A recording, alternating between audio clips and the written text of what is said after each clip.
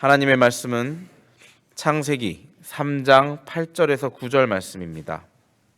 그들이 날이 서늘할 때에 동산에 거니시는 여호와 하나님의 음성을 듣고 아담과 그 아내가 여호와 하나님의 낯을 피하여 동산 나무 사이에 숨은지라. 여호와 하나님이 아담을 부르시며 그에게 이르시되 내가 어디 있느냐. 아멘.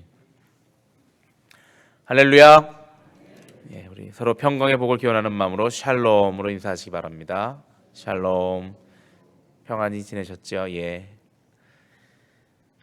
오늘은 화요 여성 성경 공부가 있는 날입니다. 10시 반에 아침에 우리 진행이 되니까 참여하시는 분들 잘 좋은 시간 가지시기 바랍니다. 자, 오늘 말씀은 우리가 너무나 잘 아는 창세기, 그리고 그 중에서도 또 너무나 잘 아는 아담이 범죄하고 그리고 하나님이 그를 부르시는 내용입니다. 제가 설교 제목을 하나님의 두 가지 질문이라고 이렇게 잡아봤습니다. 오늘 우리가 본 본문에는 첫 번째 질문이 있죠. 하나님께서 아담에게 내가 어디 있느냐. 그리고 제가 이제 내일은 천영천 목사님께서 설교해 주실 것이고 제가 목요일 날 또 하게 됩니다. 그날 두 번째 질문을 하려고 하니까 여러분들 궁금하시면 꼭 나오시기 바랍니다. 둘째 날이 아니라 그 목요일 날 할 말씀은 바로 옆에 있는 창세기 4장 8절에서 9절 말씀입니다. 잠깐 한번 보시죠. 같은 8절과 9절 말씀입니다. 제가 읽겠습니다. 가인이 그 아우 아벨에게 고하니라. 그 후 그들이 들에 있을 때에 가인이 그 아우 아벨을 쳐 죽이니라. 여호와께서 가인에게 이르시되 내 아우 아벨이 어디 있느냐. 그가 가로되 내가 알지 못하나이다. 내가 내 아우를 지키는 자니까. 이것 또한 여러분들이 잘 아시는 가인과 아벨의 이야기. 가인이 아벨을 질투로 죽이고 난 후에 하나님께서 가인에게 질문을 하시는 내용입니다. 자, 이 두 가지 질문. 먼저 아담에게 하나님께서 내가 어디 있느냐. 그리고 그의 아들인 가인에게 내 아우 아벨이 어디 있느냐. 이 두 가지 질문을 우리가 놓고 묵상을 할 텐데, 우리가 질문을 하는 경우에는 여러 가지 경우가 있죠. 그 중에서 좀 크게 분류해 본다면 정말 내가 몰라서 선생님께 질문하는 경우가 있습니다. 그런 질문이 있고, 또 두 번째는 질문하는 사람이 임을 답을 알면서 이렇게 설교 단상에서 여러분께 그 성경 제일 첫 성경이 무엇이죠? 라고 알면서 여러분의 대답을 바라면서 창세기입니다 하라는 그러한 대답을 원하면서 하는 질문이 있고요. 그리고 또 하나는 상대방의 마음을 알기 위해서 질문하는 사람이 상대방의 나의 속마음을 보여주고 그 사람의 속마음을 알기 위해서 하는 질문이 있습니다. 예를 들어서 여러분들 옛날에 연애하실 때 한번 기억해 보세요. 아니면 지금도 열심히 사랑하시며 사시는 부부들이 어디 가게 앞에 쇼윈도를 지나가다가 여자가 남자에게 저 목걸이 참 이쁘다 라고 말했을 때 자꾸 얘기를 합니다. 저 목걸이 정말 이쁘지 않아? 참 멋있다 저거. 그렇게 얘기했을 때 남자가 그래 하고 그냥 가버린다면 그 속마음을 깊이 이해하지 못하는 것이 되겠죠. 그럼 나중에 그것을 두고 또 이제 흐물 잡히고 한바탕 전쟁을 하게 되는지도 모르는 그런 상황의 질문이 있을 수 있습니다. 나의 마음, 나는 저게 갖고 싶어라는 얘기인데 직접적인 얘기를 못하고, 그러면서 상대방의 마음이 저 사람이 날 저걸 사줄 용의가 있는지 하는 물어보는 그런 질문, 대충 이렇게 한 3개 정도로 나누어 봤을 때 오늘 본문에서는 하나님께서 어떠한 의도로 우리에게 그런 질문을 하셨을까요? 그 당시 아담에게 내가 어디 있느냐.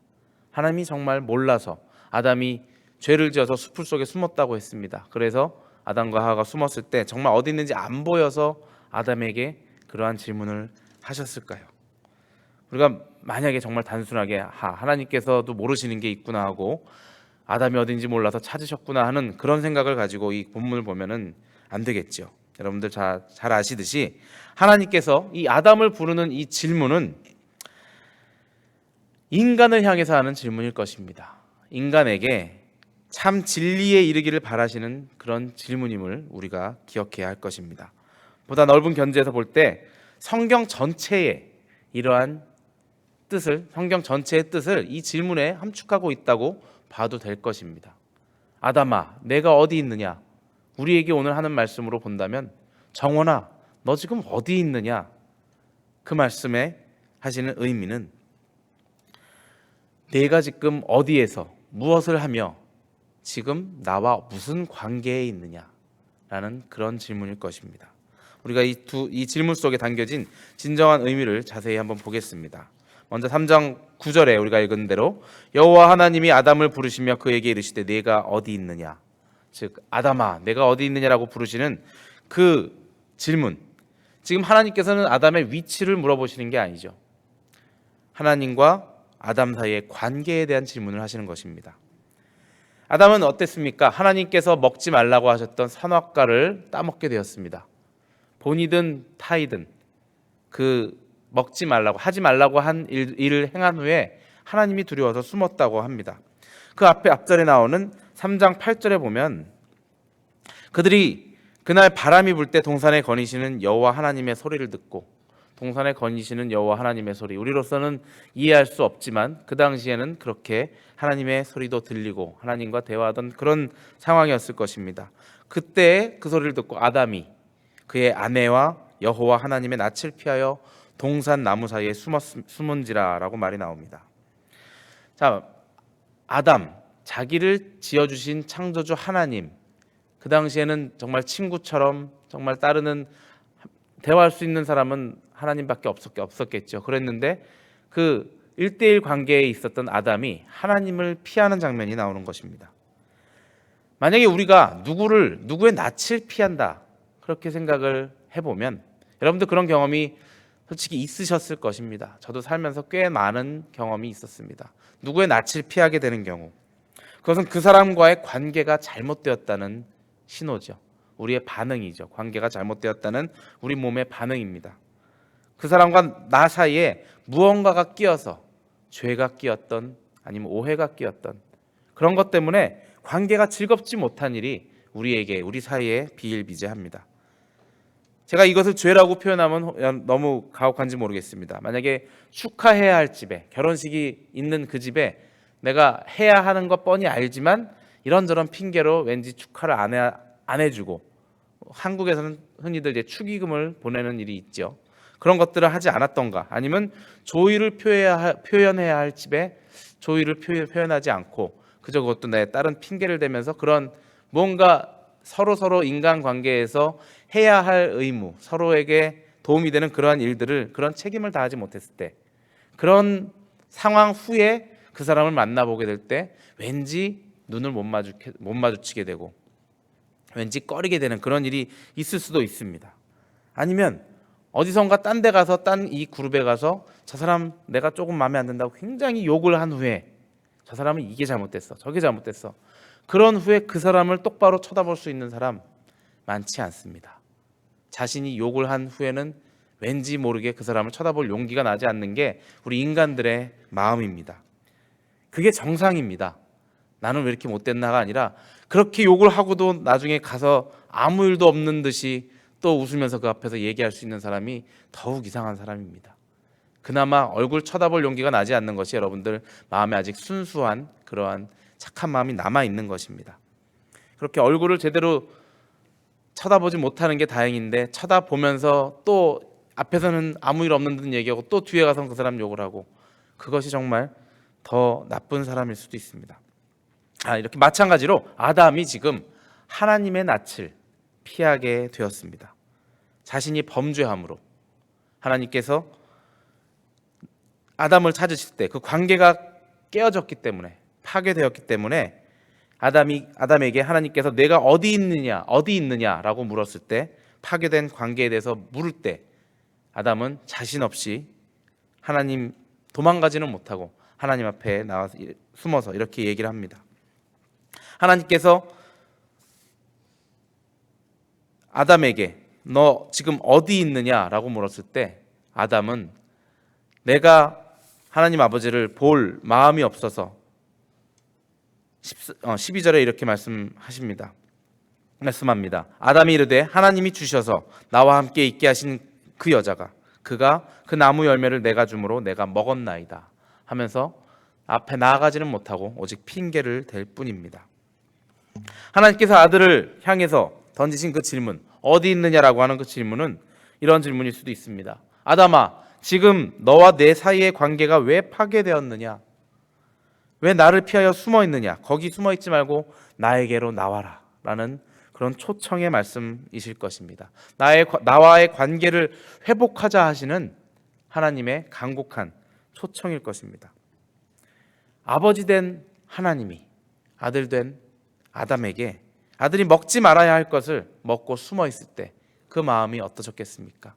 여러분들 자식을 키워보셔서 아실 것입니다. 저도 자식을 키워보기 전에는 몰랐는데 자식을 키워보니 아들이 무언가 먹지 말아야 할 것, 하지 말아야 할 것을 하고 나한테 혼날 것이 두려워 숨어 있을 때의 그 모습, 불쌍한 생각밖에 들지 않습니다. 저놈을 잡아서 혼내야겠다라는 생각 처음엔 들지 몰라도 그렇게 두려워 떨고 있는 모습을 볼 때 아버지의 마음으로서 그 아들이 불쌍하고 내가 저의 아이에게 다시 잘 가르쳐서 다시는 그런 짓 하지 않게 하고 나와 또 재밌게 즐거운 시간을 갖게 해야겠다라는 생각으로 아들을 부르게 됩니다. 하나님의 마음이 그러한 마음이었을 것입니다. 만약에 이런 하나님의 마음을, 아버지의 마음을 우리가 알았더라면 우리는 당당하지는 못하더라도 바로 하나님 앞에 나아가서 이렇게 얘기할 수 했었어야 할 것입니다. 하나님, 내가 잘못했습니다. 제가 하나님 앞에 정말 씻을 수 없는 죄를 저질렀습니다. 저의 잘못으로 인해 하나님과의 관계가 깨어졌습니다. 제발 저를 용서하시고 그 관계를 회복시켜 주시옵소서 하고 기도하는 모습으로 내가 회개하는 마음으로 하나님 앞에 머리를 조아리고 나아갔더라면 하나님께서 아담이 그렇게 나갔더라면 아담을 아마 용서하시고 에덴 동산에서의 추방을 철회하셨을지도 모르는 일이었을 것입니다. 하지만 아담은 우리처럼 어리석게도 하나님의 질문의 의도를 전혀 깨닫지 못하고 처음부터 끝까지 책임 회피하는 데 급급했습니다. 파괴된 관계를 회복하려는데 관심이 없었습니다. 그리고는 상황을 모면하려고 다른 이들에게 책임을 전가했습니다. 12절 말씀 아까 읽은 대로 자신의 아내인 여자에게 하나님께서 주신 그 사람한테 내가 속아서 이렇게 먹었습니다 하고 하나님한테 핑계를 돌리게 되는 것이죠. 우리가 또한 저지를 수 있는 흔한 잘못입니다. 당신이 이렇게 나한테 시켜서 이랬습니다 라고 핑계를 대고 또 그 여자에게 또 하나님께서 물어보십니다. 13절에 여호와 하나님이 여자에게 이르시되 내가 어찌하여 이렇게 하였느냐 했더니 여자가 이르되 뱀이 나를 꿰물어 내가 먹었나이다. 여자 또한 뱀에게 핑계를 댑니다. 나는 죄가 없다라는 얘기입니다. 나는 죄가 없는데 하나님 나한테 이러실 것이 아니라 하나님께서 만드신 그 여자와 하나님께서 만드신 그 뱀에게 그 책임을 물으십시오. 나는 죄가 없습니다. 아담이 정말 죄가 없습니까? 아담의 죄가 또한 큽니다. 하나님께서 그를 만드시고 세상을 다스리라고 하셨을 때 그 아담이 잘못된 것이 있다면 먼저 고쳐서 그 사람들 보고 잘못하지 않게 해야 하는 의무가 있는데 그렇게 하지 못한 나약한 인간의 모습을 그대로 보여주고 있습니다. 나약한 인간의 모습, 더 깊숙이 보면 바로 저의 모습이었습니다. 제가 이 하나님의 말씀을 볼 때 저의 모습이 그 안에서 너무나 명백하게 보였습니다. 누군가가 나에게 잘못을 지적하면 그 인정하지 않으려고 온갖 궁리를 다하면서 정말 어떻게든 빠져나가 보려고 그렇게 발버둥을 치던 나의 모습을 보게 되었습니다.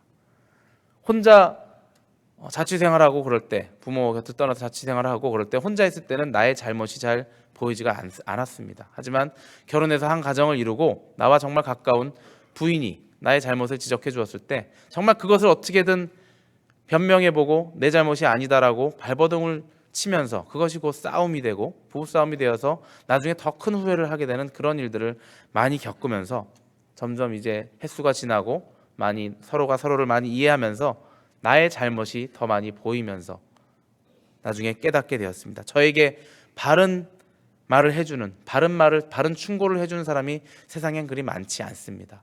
여러분들도 아마 그 가정에서 가족 중에 여러분에게 바른 말을 해줄 때 그것을 감사하게 받으시기 바랍니다. 우리 모두가 다 그렇습니다. 저뿐만 아니라 여러분들도 그러리라 알고 있습니다. 나 자신을 탓하기보다는 남을 탓하는 그러한 일들이 너무나 많습니다. 사회적으로도 큰 일이 일어났을 때 이건 다 구조적으로 무엇이 잘못돼서 그런 거야, 시스템이 잘못돼서 그런 거야, 그 관리들이 멍청하게 일을 해서 그런 거지, 할 일을 하지 않아서 그런 거야 하고 세상을 탓하고 나라를 탓하는 일이 너무나 많습니다. 바로 지금 우리가 세월호 참사를 보면서 많은 사람들이 정부에 대한 무능함을 비판하고 그 아이들을 두고 도망 나온 그 선장을 비판하고 선원들을 비판합니다. 물론 잘못한 것들 그들 많습니다. 하지만 원망만 할 것이 아니라 내가 같은 상황이었다면, 아니 나는 누군가에게 뇌물을 받고 일을 허술하게 처리한 적은 있지 않은가, 인간적인 관계로 내가 거기서 그 사람들을 노라고 해야 했을 때에 그냥 그래 내가 봐줄게 넘어가라고 했던 적이 있지는 않은가 돌아봐야 할 것입니다. 우리가 답답한 이유, 그 배의 참사를 보고 답답한 이유는 나도 아마 같은 일을 했었기 때문이 아니었을까 싶습니다. 물론 깨끗하게 살아오신 분들이 있는 줄도 압니다. 하지만 많은 부분, 물론 생명과 연관되어 있지 않은 부분이라서 그것이 드러나지 않고 큰 잘못으로 이어지지 않았지만 그 사람들도 그랬을 것입니다. 배에 화물을 많이 실었다고 하죠. 그것도 알고 있었을 것입니다. 누군가. 그러면서 눈 감아 주었을 것이고, 튼튼한 쇠줄로 묶었어야 할 줄을 그냥 느슨한 밧줄로 묶었기 때문에 그것이 기울어졌을 수도 있다는 얘기를 들었을 때 그것도 누군가 알고는 묶어야 했을 것입니다. 우리 사회를 만드는 것은 바로 우리입니다. 누군가를 탓할 때가 아니라 앞으로 나에게 맡겨진 일, 그것을 내가 정말 충실하게 해야겠구나. 하나님을, 더군다나 하나님을 믿는 사람들이라면 그 상황에서 나의 잘못으로 인해 결국은 사람의 생명을 앗아가게 되는 그러한 일이 일어나진 않게 해야겠구나라는 생각으로 우리가 우리 세상을 살아나가야 할 것입니다. 저는 그 참사를 보면서 그 선장의 모습을 목회자의 자리에 선 저의 모습으로 비춰보았습니다. 선장과 그 선원들의 모습, 그리고 방송을 하던 그 모습을 보면서, 방송에 그렇게 나왔다고 하죠. 안심하십시오. 그 자리에 가만히 계십시오. 그 말을 듣고 그 착한 학생들이 그 자리에 가만히 있어서 죽임을 당했습니다.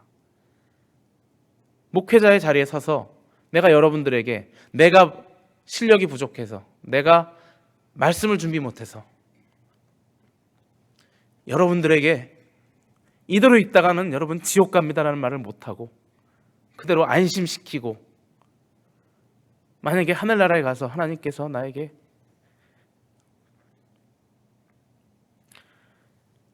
너 왜 그 사람들에게 바르게 말하지 못하였니? 라고 말을 할 때 주님께서 분명히 우리 목회자들에게 그럼 죄값을 묻는다고 하셨습니다. 내가 더 많이 공부해서 여러분들에게, 물론 여러분들께서 저보다 많은 신앙적인 지식이 있는 것도 알고 있지만, 내가 단상에 서서 여러분들에게 바른 소리를 못하면, 여러분들이 만약에 그래서 천국에 이르지 못한다면 하나님께서 그 죄악을 나에게 물으실 것이라는 죄책감으로 그 선장의 모습을 보고 제가 많이 반성을 하게 되었습니다. 내가 더 열심히 말씀을 읽고 공부해서 여러분들께 좋은 하나님의 말씀을 제대로 가르쳐야겠구나 하는 생각을 하게 되었습니다. 오늘 우리는 어떻습니까? 하나님께서 우리에게 하나님과의 관계를 묻습니다. 너 지금 어디 있느냐? 내가 나와 관계가 바르게 서 있느냐? 내가 죄 짓고 나를 피해 있는 건 내가 안다. 이제는 나와서 그 죄를 회개하고 나와 다시 관계를 회복하자 하고 그 말씀을 하실 때 우리가 그 앞에 나아가길 바랍니다. 아담과 하와도 그 당시에 벌거벗은 채로 있었습니다. 그리고 하나님 앞에 나아갔습니다. 그러면서 핑계를 대면서 하나님 앞에 바로 서질 못했습니다.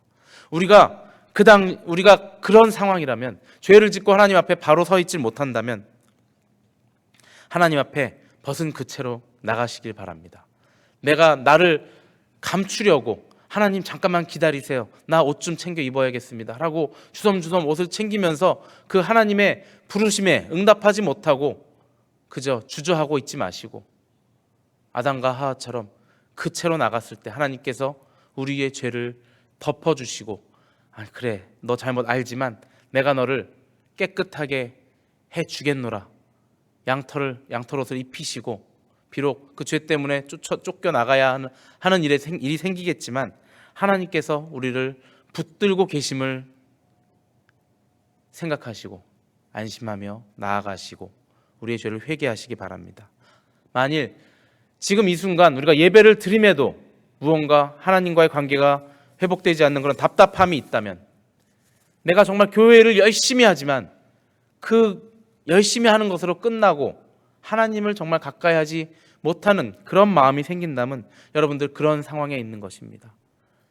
예배가 기쁨이 없고 감격이 사라진 상태라면 하나님과의 관계가 무언가 문제가 있다는 것을 깨달으시고 다시 한번 무릎 꿇고 하나님 앞에 나아가시기 바랍니다.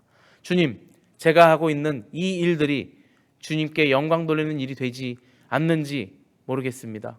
주님, 그렇다면 나를 다시 한번 붙들어 주시고 나를 바로 세워 주시옵소서 하고 기도하시며 나가신 여러분들이 되시길 바랍니다. 이사야 59장 2절에 오직 너의 죄악이 너희와 너희 하나님 사이를 내었고 너희 죄가 그 얼굴을 가리워서 너희를 듣지 않으시게 함이니 라고 말씀하셨습니다. 나의 죄악 때문에 하나님과의 관계가 흐트러진 여러분이 계시다면 하나님과 진정한 화해를 이루시기 바랍니다. 내 모습 이대로 주님 앞에 나아가시며 주님, 나를 붙들어 주시옵소서, 다시 한번 나와의 관계를 회복시켜 주시옵소서 하고 나가시는 여러분들 되시기를 주님의 이름으로 축원합니다. 이렇게 기도하시겠습니다. 주님, 감사합니다. 오늘 말씀을 통하여서 하나님께서 아담을 부르시는 그 말씀을 통하여서 나와 주님의 관계가 흐트러져 있지 않은지 돌아보게 하여 주시니 감사합니다. 주님과의 관계를 다시 회복시켜 주시옵고 나의 하는 예배의 생활이나 주님 사회의 생활이 오직 주님과 관계가 회복되어서 정말 축복받는 그런 주님과 동행하는 그런 시간이 되게 하여 주시옵소서. 이 시간 함께 기도하길 원합니다. 먼저 우리 담임 목사님을 위하여 기도하시기 바랍니다. 목사님께 육신의 건강함을 허락하여 주시어서 다시 한번 정말 힘차게 우리와 함께 주님께 걸어나가는 우리 목사님 되게 해달라고, 그 몸속에 있는 고쳐야 할 것들, 치료받아야 할 것들 주님께서 깨끗하게 치료해달라고 함께 목사님을 위하여 기도하시기 바랍니다. 그리고 이 시간 우리 자녀들을 위하여 기도할 때 우리 자녀들이 하나님과의 관계가 회복되기를 기도하시기 바랍니다. 깨어진 관계 속에 있는 우리 자녀들이라면 하나님과의 관계가 먼저 회복되어서 정말 주님과 올바른 관계 속에 그 자신의 앞길을 걸어나가게 해달라고 기도하시기 바랍니다. 이 시간 또 아픈 자들을 위하여 기도할 때 아파서 이 자리에 나오지 못하며 주님을 안타까이 부르고 있는 그들을 찾아가시어서 그들을 치료해 주시고 위로해 달라고 함께 기도하시기 바랍니다. 또 마지막으로 세월호 참사를 당한 우리 그 가족들을 위하여 기도하시기 바랍니다. 가족들 살아갈 힘을 주시옵고 그들이 정말 다시는 배신당하는 느낌 갖지 않게 해주시고 그로 인해 더욱더 주님께 가까이 나갈 수 있는 그들 되게 해달라고, 그들을 위로해달라고 함께 기도하시기 바랍니다. 우리 한 목소리로 기도하시겠습니다.